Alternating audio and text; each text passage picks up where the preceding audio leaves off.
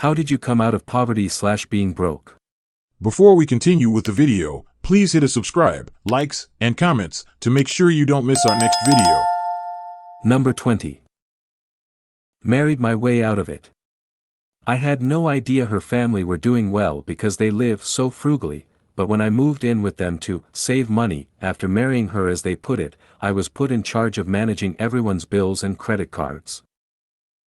When I saw my father and mother-in-law's bank accounts, I at first thought it was a mistake, but when I raised it with my wife she was like no, that sounds normal. I nearly fainted. I know for bloody sure that their grandkids are going to want for nothing. Number 19. Sacrificed comfort and focused on getting the bare minimum of what I need and how to get more money. I ate ramen and bread, slept outside, and took a shower when I could. I got a job at Walmart, then Ross, the clothing store. Found a cheap motel to stay at with the girlfriend and we scrimped and saved. But $33 a night on a $50 a day salary eats at you and it was impossible to save. Like it would have been years before I could have afforded just a car to make sure I got to work on time. So I moved into my father's place and could save up for a car. They paid for my TESOL and I used a lifetime of miles from flying between my mother and father to get a ticket to Poland, sold the car and found myself eating potatoes in Polska till I got a job teaching English. Then the gold, PLN, was steady. Moral of this story is that poverty is a scary thing and it's really hard to get out of it without friends and family. There's no easy way out and the longer you're there the deeper the holes get, especially if you start borrowing money.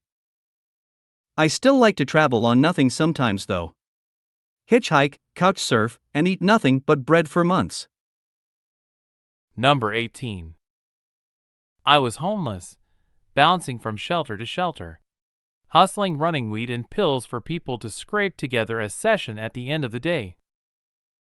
One day my cousin took me with him to a place called Labor Ready. It's just a place where construction companies etc. pick up a day laborer, and at the end of the day, you go back to the office and they cut you a check for the day's work. Well, when I got to that job site, the other punks I was working with from the agency were lazy and slow and complaining all day, barely doing anything. It pissed me off. We were hired to work, so I worked my absolute guts out.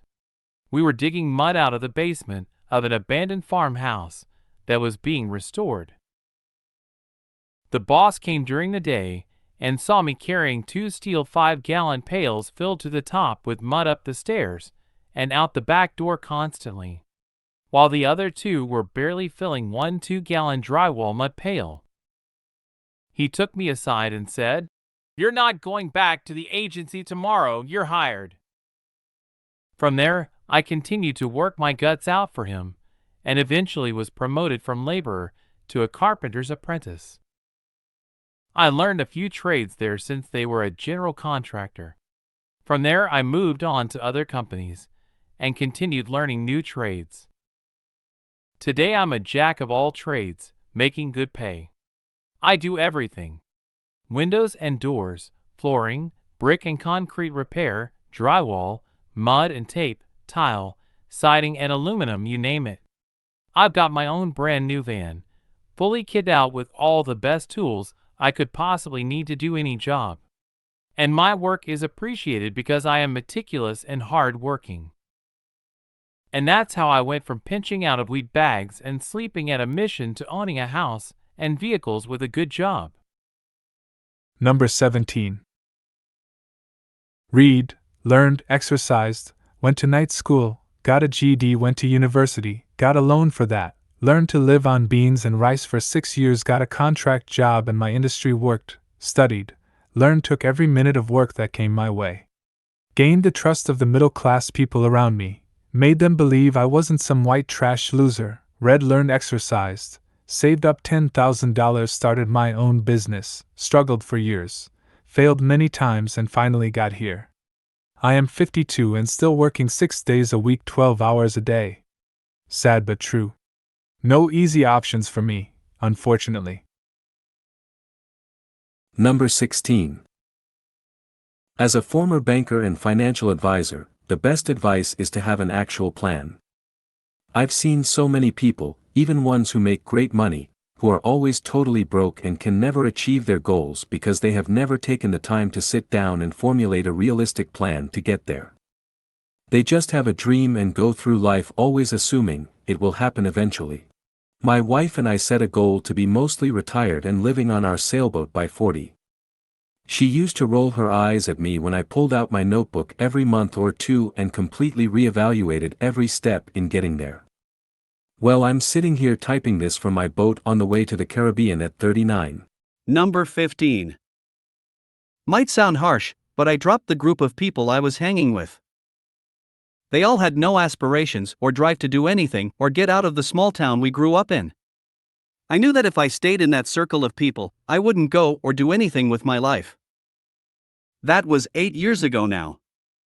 I got a college degree, have my own house, and make $120,000 a year. Everyone back at home that I left still isn't doing anything. Number 14. My mum worked 3 jobs to put me through university. I worked a job at nearly full-time hours. If I wasn't at university, I was at work. If I wasn't at work or university, I was studying. If I wasn't doing any of those things, I was sleeping. Literally had no social life. After uni, I got an entry-level job in my field, marketing, and still worked a second job on top of that so I could make ends meet. Eventually, I moved into the marketing team at the big corporate retailer and worked up from there.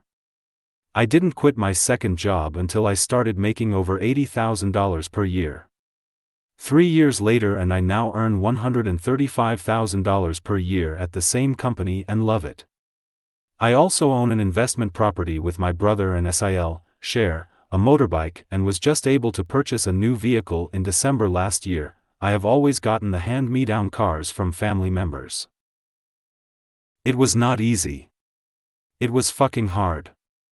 I missed out on so much in my late teens and early 20s to make sure I could get ahead. There were times that I had to ask mom and dad for help here and there, which at the same time, they were just getting their own businesses off the ground. I did all of what they tell you not to do, was first in the office, last to leave. Always said yes to extra work even though there were times I thought I could be taken advantage of, etc., and it paid off big time. I have never been on major overseas holidays, Europe, America, etc., and instead used that money for my down payment on my investment property. I am also open and honest about the fact I wouldn't not have been able to afford the investment property without my brother and SIL going halves with me, and I'm forever grateful for that. The sacrifices I made help me sleep at night because I now know I'll never live paycheck to paycheck ever again. Number 13.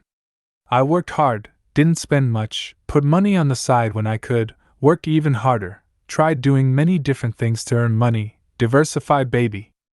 Then my mom gave me 100,000 euros because she sold her house for way more than what she paid for it in the 80s and had money to spare.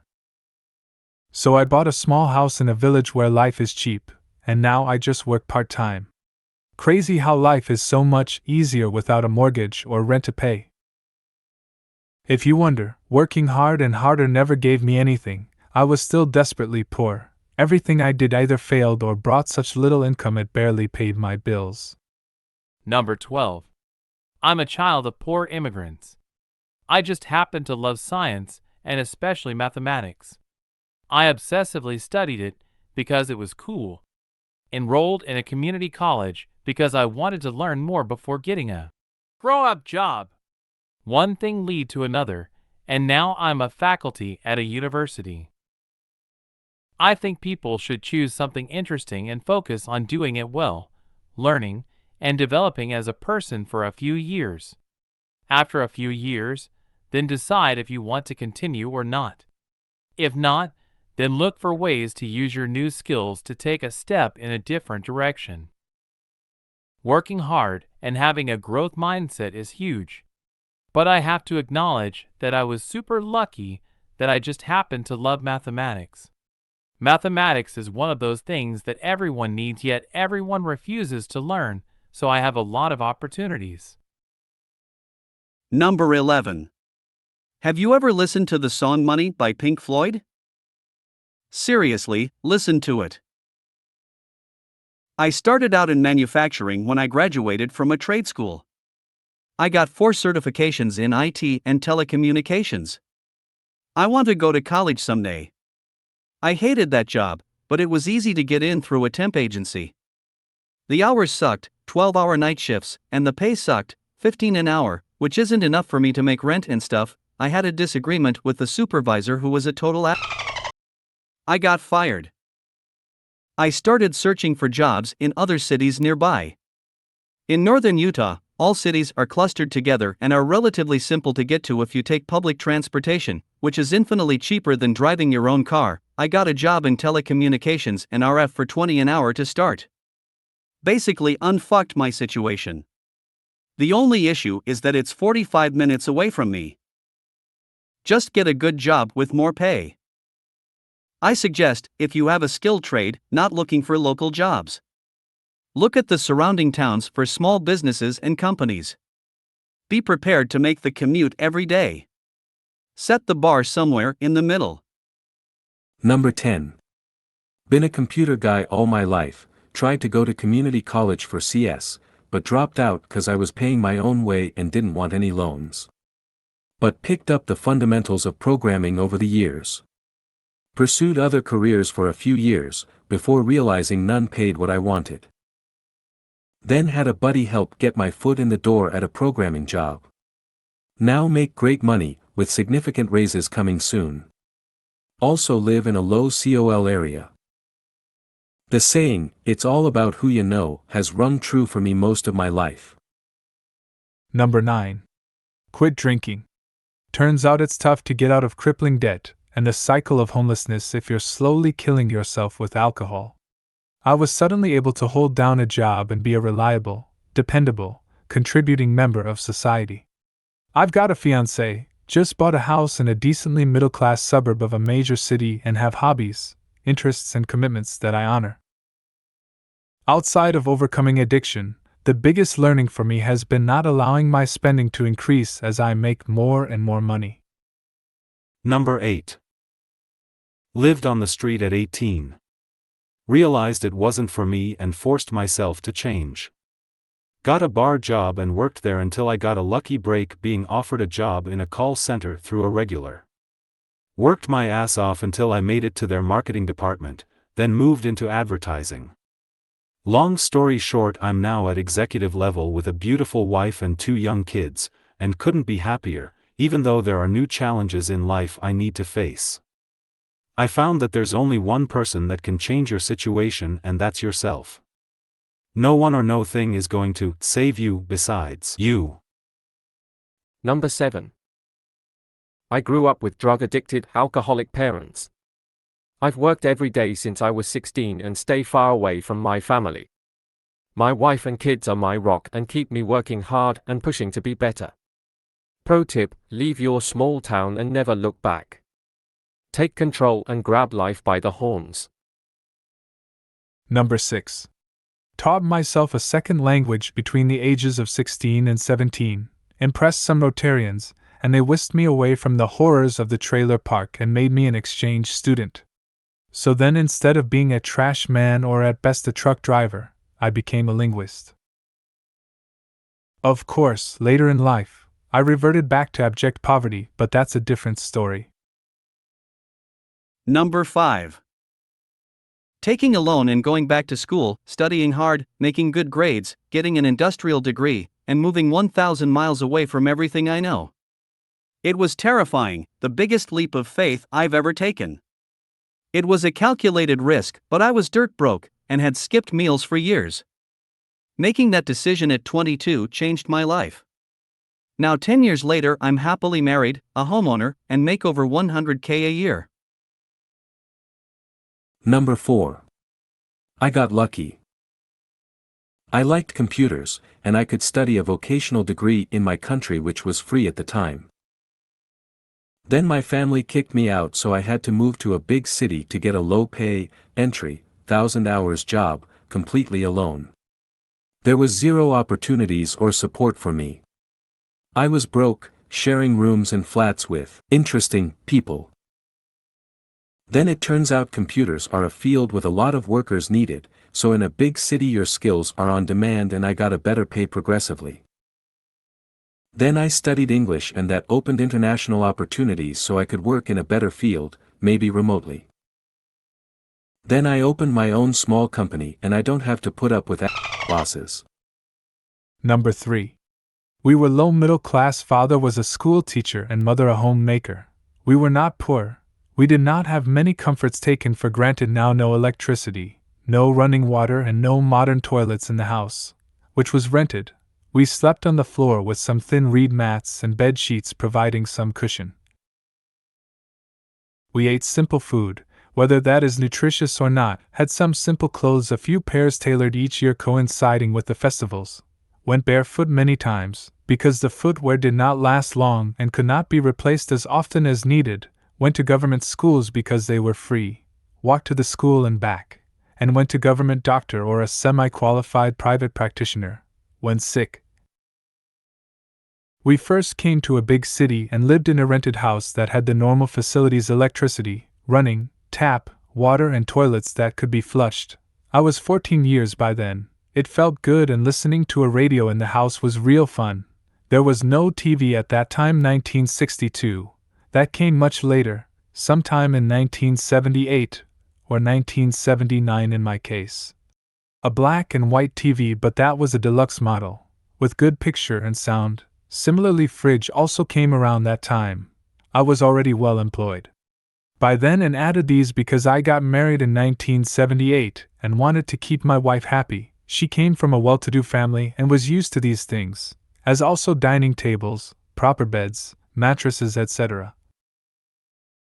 However, my simple childhood stayed with me and enabled me to live simply even in the midst of fairly good salary. Even now I can and do lead a simple life, though I can afford much more expensive things. My children and their children are more used to better living conditions and will not be able to live like ascetics. Number 2. I divorced my ex-wife. Sadly, I'm not kidding.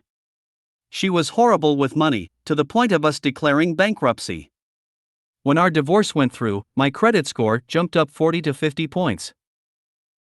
Plus, I was no longer financially covering for her, i.e., she bought frivolous things and couldn't afford the electric bill.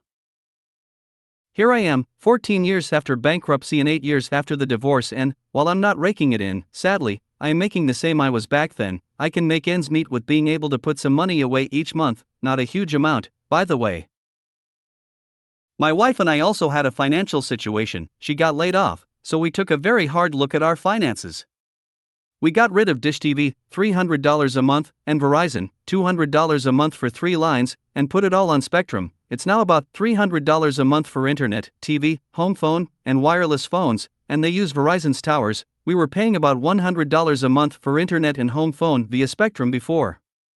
We are spending a bit on streaming services, but we use them quite a bit. We almost never go out to eat. We have 2 freezers and a food saver, so when meat goes on a good sale, I'll buy a bit of it and freeze it. Number 1. One phone call. Short version: I was studying programming and got pretty good at some niche stuff that was in demand. I was pretty worried/afraid of the unknown, but my GF was suddenly pregnant and she hit me with the "it's now or never to get off your ass," and I took it to heart. I finally put my resume out and applied to a few jobs. Got a call a week later. Here's the cool part: at the time I was making about $25,000 per year. The person on the phone offered me $70. But I'd have to move 6 hours away and be able to start within 7 days. I took it. I was so excited to be making $70,000. Before the call ended, the recruiter said, "Well, I'm going to put you down for $80. I have some wiggle room I left in to negotiate, and I also get a little extra the more you make." I said, "That sounds great." Then as she's closing the call she says she's got me down to start in 7 days, at $80 HR. See you then. The reality is I took the job happy at $70,000, but she meant per hour. She then upgraded me to $80 per hour. Without me asking, and before the call was done, I was making $165,000 per year on a job that I had accepted for $70,000. By the end of the year, I had made $275,000 with the overtime, basically 10x ing my income, all from that one call. Thank you for watching. If you like to watch more of these videos, please leave a thumbs up, comment, subscribe, and don't forget to share it to your friends and family. I'll see you in the next video.